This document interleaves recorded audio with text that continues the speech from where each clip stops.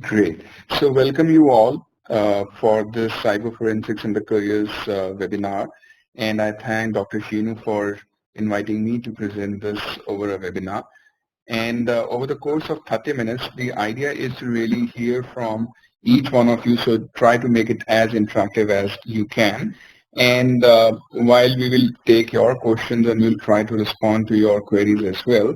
Meanwhile, the agenda that we want to cover during this 30 minutes is precisely on understanding of the cyber forensics domain.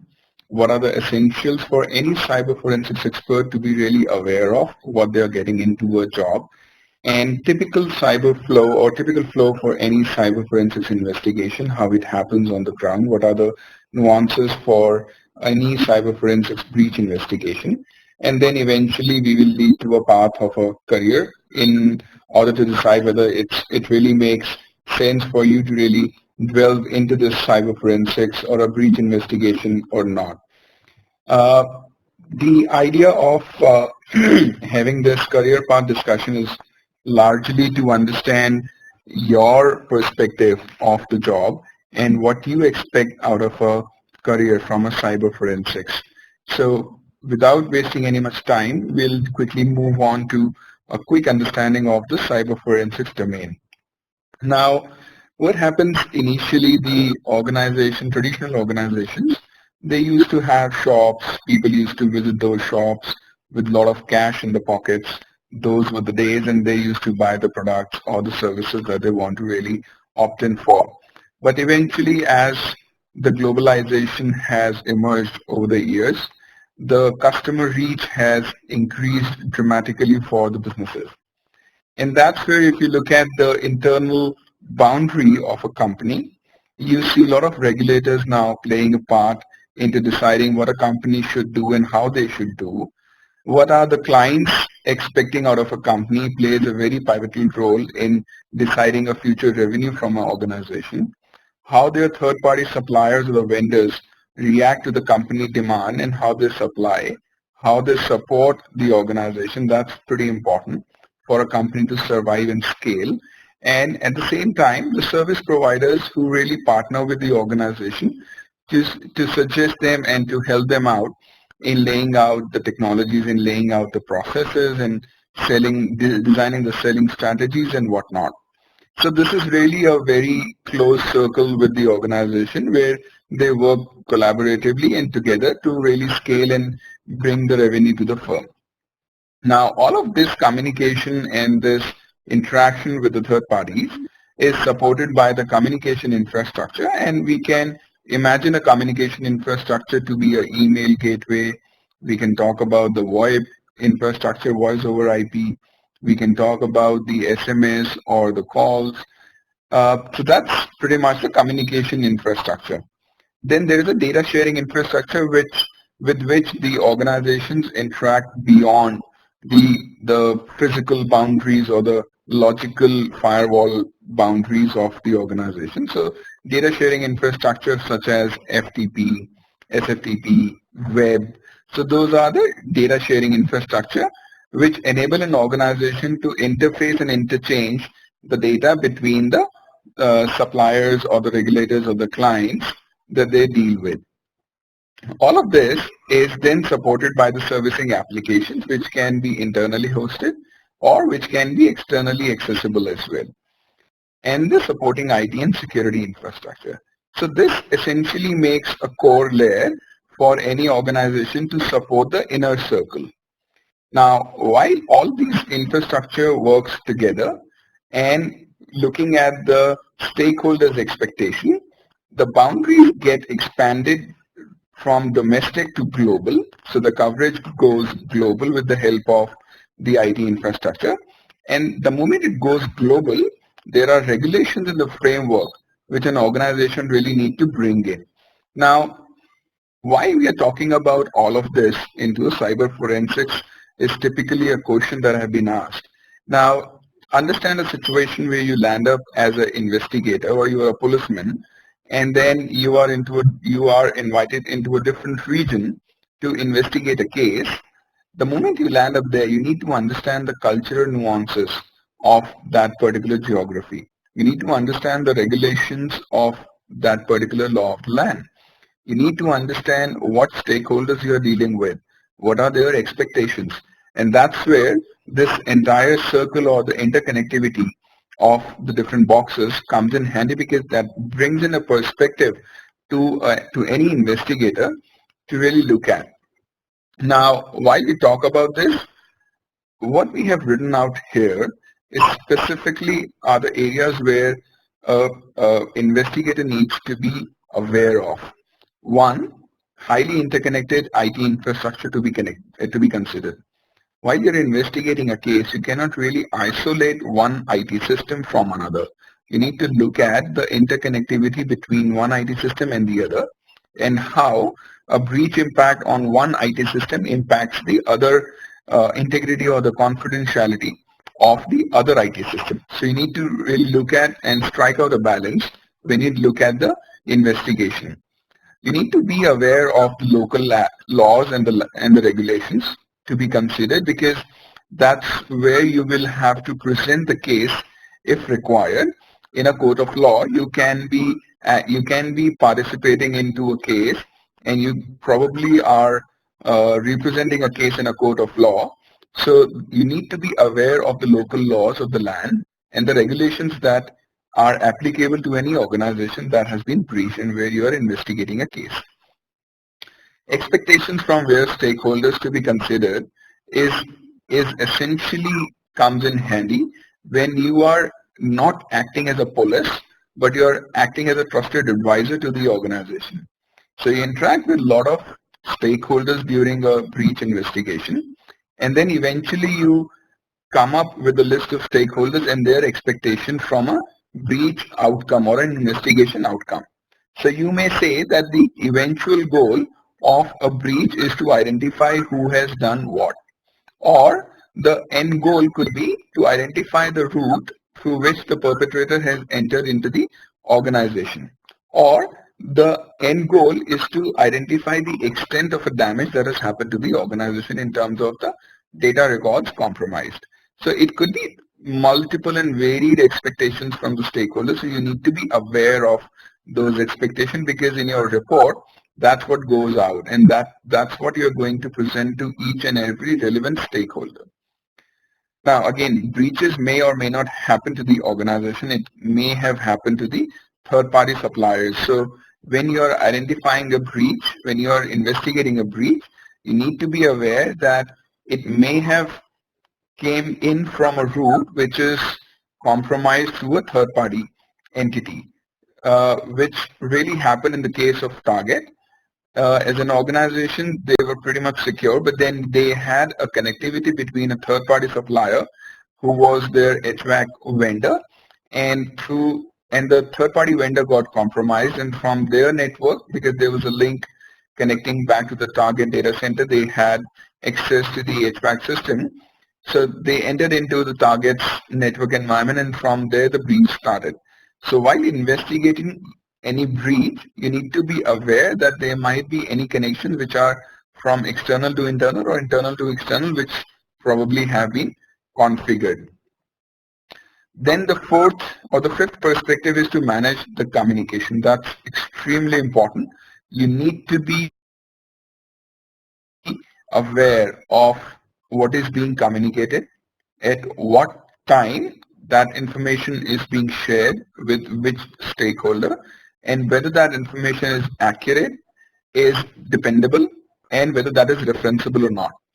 And you need to be aware that the communication needs to be complete in nature. It need not to be so comprehensive, but then it has to be accurate and very concise to pinpoint that what has happened, and giving a brief discussion about what has been discussed with the stakeholders, what has been an agreement between the organization and the investigative body, and so on. So the communication needs to be very, very precise. And that's what the following point also talks about. So this is typically a template of today's organization, and this can be changed, or this can be tailored for each sector of the organization. There might be an organization which is regulatory heavy, there might be an organization which is service provider heavy, and there might be an organization which is balancing out all the four stakeholders pretty well. So you need to be aware of the client's need and the stakeholders' need. Now, over the years, what we have seen, the technology landscape has emerged dramatically and drastically. Uh, while we remember that we used to have coffees at a normal outlets, today we go to a Starbucks and scan the apps on the mobile to pay the bills. We have a UPI interface within India to make the cashless transactions. We are not living in a world where we have a connected cars concept. The cars or the machines we talk to the cloud. We have a wearable devices, which is also a communication device, which also has a capability to hold the apps and which also has a capability to make the payments. So we are talking about a mini computer or a mini IT system onto our hands. Now, while all of this was not enough, we brought in a business analytics, mobile services, websites which used to be there traditionally, media services, virtual machines talking about the cloud, and the messaging and so on. So all of this information that we collect on a daily basis goes to these applications, the data massaging happens, and then it goes to the different BUs of the business functions for their consumption. Now, while we talk about the technology landscape expansion, we also talk about the risk expansion. And each of these elements bring in an element of risk for us to really look at while we do the investigations. While this was not enough, if we go on to a dark web, we see already ready-made tools available on a pay-per-use basis to hack or break into the systems. And this is just a snapshot of what is available on the dark web. And essentially, while you are doing the investigation, you need not rule out the usage of these tools as well. So while you are reviewing the logs, you need to be aware of the signatures, or at least you need to be aware that there might be situations where a ready-made tools might have been utilized to compromise a system. Now, let's take a look at some of the notable security breaches that have happened in the past. And that brings me to a point of the Sony entertainment breach that has happened in November 2014, though the Sony as an organization has been breached quite considerable number of times over the years. But then this November 2014 breach was a key one because it enabled a hacker to release the Sony Pictures Entertainment unreleased movies onto the public domain. They released data including the personal information of the employees and the executive salaries. They released the emails between the employees and their leaders at the organization into a public domain, and there was GBs of data which was available for a download to the public usage. Now, what that has impacted Sony is into a negative 2% of the stock prices on a stock exchange. Embarrassing details about the Hollywood and the film industry got released, and obviously that probably would have led to the litigations for Sony to handle. Details on the private emails were also released, so a lot of defamation to the Sony as a brand, and eventually Sony faced a lawsuit. What went wrong? How did it all started? Is essentially because of a phishing attempts that were evident during the investigation. Uh, Top Sony executives, they received the phishing emails from a fake Apple ID verification in the mid-September, and which essentially had a link to a phishing website which is iOS-keratin.net.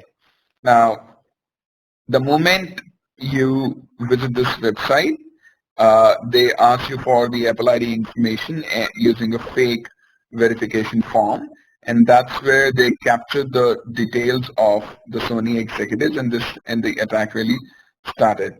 When the investigation happened, there were strains of the Viper as a malware that was identified during the investigation, and which led us to believe that there was a widespread outbreak of the malware within the environment as well, which went obviously unnoted. and even if it was noted, it was not reacted in an appropriate time. Now, some of the other breaches that has made to the news, one of them was the Electrocard, wherein a $45 million heist has happened in May 2013. This organization is based in Pune. We also looked at the breach at Target, where 110 million credit card details got stolen in, again, November 2013.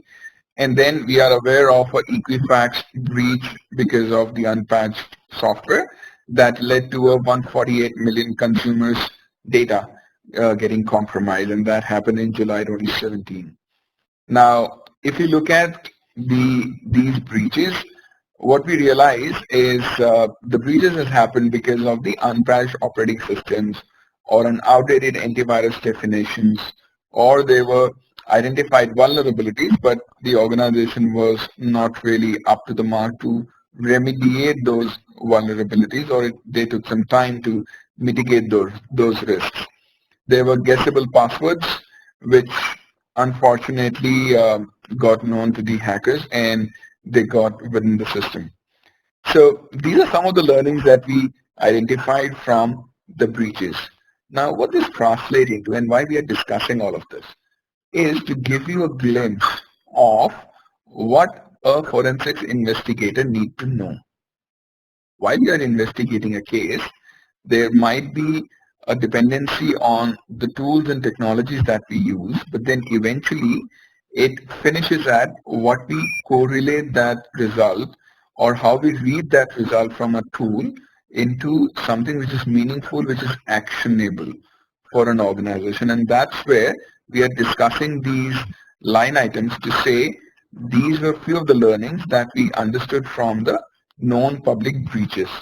Now, because of this, the idea is to really take a step forward and learn what we need to do as a forensic examiner. Now, what happened during the course of these investigations? A discussion, probably a discussion with the CXOs to agree on the outcome expectation, discussion with the ID and the business teams to really understand the landscape, the processes that they are following within the organization, determining the scope in terms of the organizational processes, as well as the impact, as well as the IT systems. So identify the scope and the extent of the review, because forensics investigations is quite expensive from a service standpoint, and hence it is very important to agree beforehand in terms of the number of hours a service provider would be spending in the investigation. Eventually, once the scope is reviewed or is agreed, determining the acquisition processes and acquiring the system images, logs, and the evidences, preserving them in an appropriate fashion, and then sealing the evidence and then transporting it to the lab for the analysis purpose. Once the analysis is starting to happen, you need to examine the evidence, you need to verify the integrity of the evidence, and then you need to analyze the results. You need to use the tools to define the timeline to identify the system activity that has happened, and you need to extract the artifacts from a system image or the logs, and then you present and document the results into something meaningful and the actionable for the organization.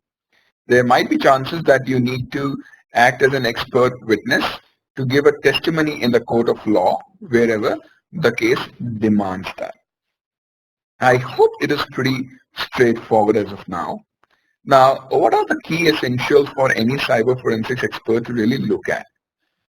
Knowledge of Windows operating system, the internals, how it really works, Unix operating system, how it works, Linux, network devices, databases, application architecture, knowledge on the TCP/IP and the protocols, knowledge and the skills on the forensics analysis tool sets, reporting and the presentation skill is very important, and eventually the communication and the log documentation skills. Now, if we really look at all of these 6 to 12 line items, I think this is pretty exhaustive, and we may take ages to really complete all of this. And that's where I think universities like REVA comes in handy because they have a very structured program to go through all of this. So while the forensics examination require all of this, they do require a lot of focus, which is inherent. It cannot be taught. Patience, again, very inherent to an individual, cannot be taught. And the persistence, again, very specific to the individual, cannot be taught.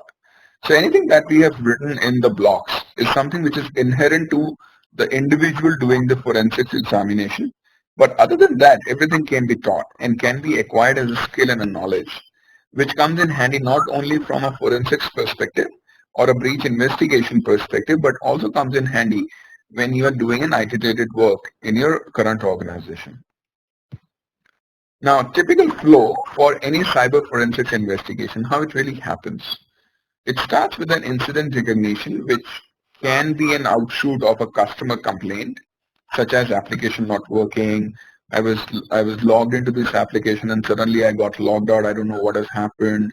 And then the customers start to call up the customer care number of the organization. And that's where you pick it up that these calls are coming in frequently, so there might be something which has gone wrong. Fraud charges on the billing statement. The customer calls you up and says that I have seen this charge on my card and I was sleeping. I don't know how this transaction has happened.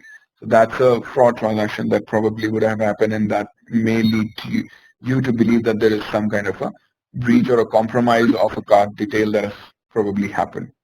IT system alerts, like high traffic to the server, eventually the server starts to misbehave. There's a high heat generated. The heat sinks are not able to contain the heat within the server and the racks. So frequent downtime of the system start to happen.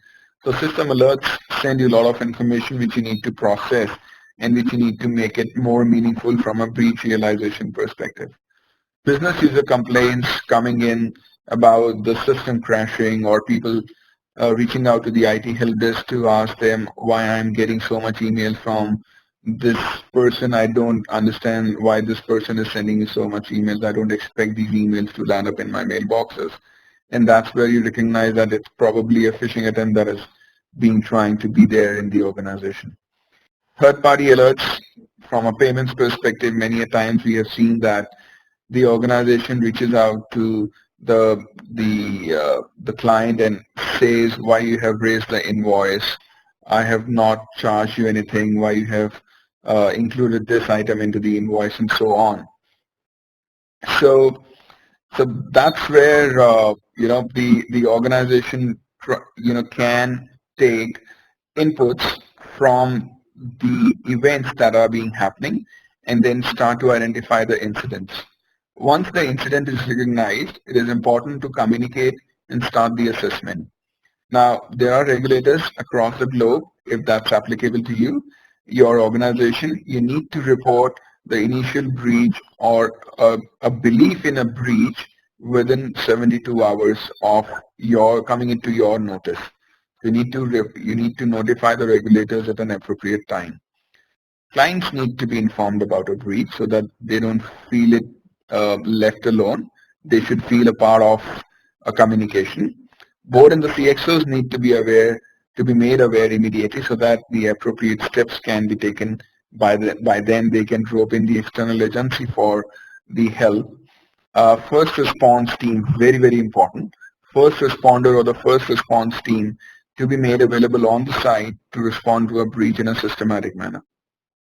Then comes the next stage, which is the identification and the seizure of the evidence, of the artifacts, of the logs, of the system images, online or the dead system image, and documenting the situations and the individuals with which the infraction has happened.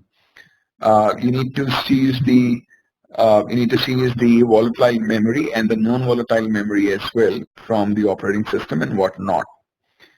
And then comes the preservation stage, wherein you securely hash, encrypt the evidence, seal the evidence in a tamper-proof shipping pouch, and then send it to the forensics lab for the analysis. Now, once the evidence reaches to an examination stage, that's where you load the evidence into the lab and you create multiple copies to it so that you don't violate the integrity of the original evidence. You create multiple copies of it, and then you start to do the analysis and the examination on the collected evidences. Once you're done with the analysis and the examination of the records, you move on to the presentation stage, wherein you document the results, the timeline on what system activity has taken at what time, and into a chronological way, so that you create a very clear path in terms of what started when and what has led to what. And then you attach the appropriate evidences in the report for the reference along with the hash set for the integrity verification purposes in a future space.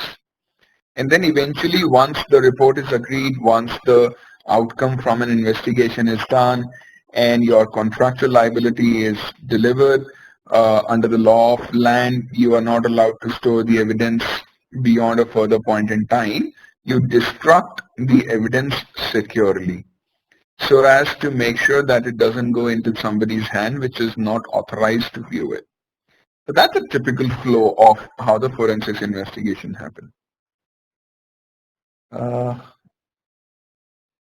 Okay. Now, cyber forensics as a career path, that's pretty much important. Typically, if you look at a weekday with the following holiday, which is a long weekend we talk about, or we usually think about and dream about.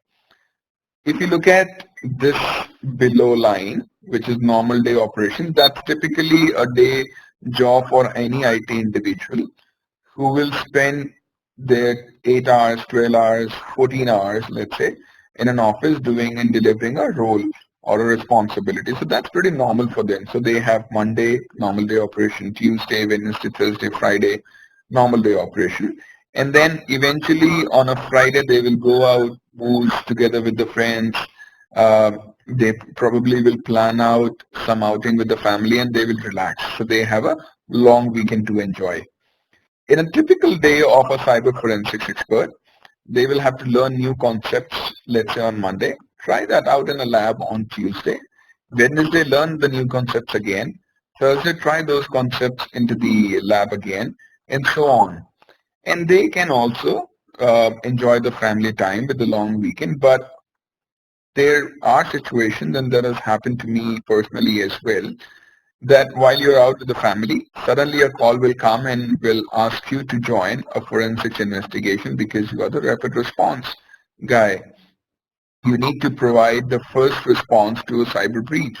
So you need to leave everything with your family, come back to the job and deliver. Now, why we are discussing this is to make sure that whosoever opt in for this career is really geared up for this. They know what they're getting into. This is very, very interesting, very, very demanding, and very, very highly paid job. But at the same time, it's very demanding as well. Demanding in terms of your skills, demanding in terms of your time, your investment into learning new concepts, trying it out, and then demanding to be yourself available whenever there is a need. It doesn't happen all the time, but it may happen to you as well. While we look at the demand for the forensics examiners, I just took some snippets from the internet. The Bureau of Labor Statistics categorizes the work computer forensics examiners under the information security analyst category, and then they believe that the demand for this job is expected to grow by 28% from 2016 to 26, which is in 10 years. The demand will grow 28%, which is extraordinarily fast. At one area, we are talking about reduction in the job, and on the second area in the forensics, we are talking about the increase in the job, which is phenomenal. The second snippet is from a Naukri.com local portal website, where we see that there are 44 jobs, not so much, posted on a digital forensics. Now, the number seems to be pretty low, but then at the same time, if you translate this, there is a low supply, there's a high demand, low supply, and that's where people make money. So if you are in the demand, you can really demand the salary that you're looking for. And if you're exceptionally good, and which doesn't take too much of the effort, if you are consistent with your learning, with your skills, with testing it out, I can tell you the job is pretty much paying job, and you can really match the salaries of the VPs as well if you're really good at a particular investigation, or if you're good at the mobile forensics, for instance. So so the job is pretty much there, but it's demanding, and it's very industry agnostic. So you are not limited to one particular industry. You can go to the consulting practices, you can go to the enterprises, you can talk about IT, ITES, healthcare sector, financial sector, and whatnot. So the whole of the sector is really looking up to you. It's just that whether you have that medal in you to really wear that medal is something that you are the best judge to decide. And with this, I will open up for the question and answers. And I really thank you, everybody, to join this session, for joining